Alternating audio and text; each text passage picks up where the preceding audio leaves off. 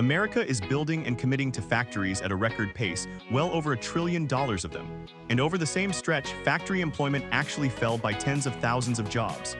Both of those things are true at once. That combination sounds impossible. For decades, the political promise was simple: bring the factories home and the good jobs come home with them. So the factories are coming, roughly $1.5 trillion in committed investment. But manufacturing employment has been flat to falling, down around 80,000 jobs even as those commitments piled up. The factories are real.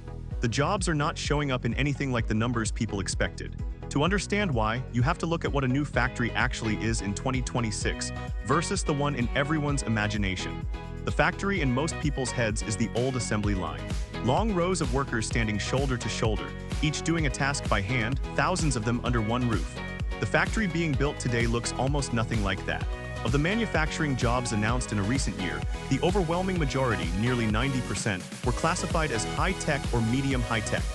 These are plants for semiconductors, electric vehicle batteries, advanced electronics. And they are designed around robotics, machine vision, connected equipment and automation from the very first day, not as an upgrade added later, but as the entire premise of the building.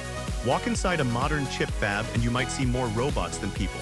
And the humans you do see are often in cleanroom suits, monitoring screens rather than assembling parts. The building is enormous, often the size of many football fields. The parking lot, tellingly, is not. A modern plant can produce a staggering volume of output with a small fraction of the workers the same output would have demanded a single generation ago. The factory did not just come back smaller, it came back fundamentally different. This is the key idea, and it is the one that most people miss because it is genuinely counterintuitive. American manufacturing output is near record highs. The country makes more stuff, measured by value, than almost ever before in its history. What has collapsed is not what gets made, but the number of people needed to make it. That is not decline, it is productivity. Each worker, armed with automation, produces far more than a worker could a few decades ago, so a company can double what a factory produces without doubling or even increasing the people inside it. This is why the old political instinct, that more factories automatically means more factory jobs, quietly stopped being true. The two numbers used to rise and fall together, output and employment marching in step. Then automation broke the link between them. Today you can have a boom in production sitting right alongside flat or falling employment, and there is no contradiction at all because the machines absorb the difference. When you hear that American factories are producing more than ever, that is completely true. It just no longer tells you anything about how many people have jobs there. There is a second twist that surprises people.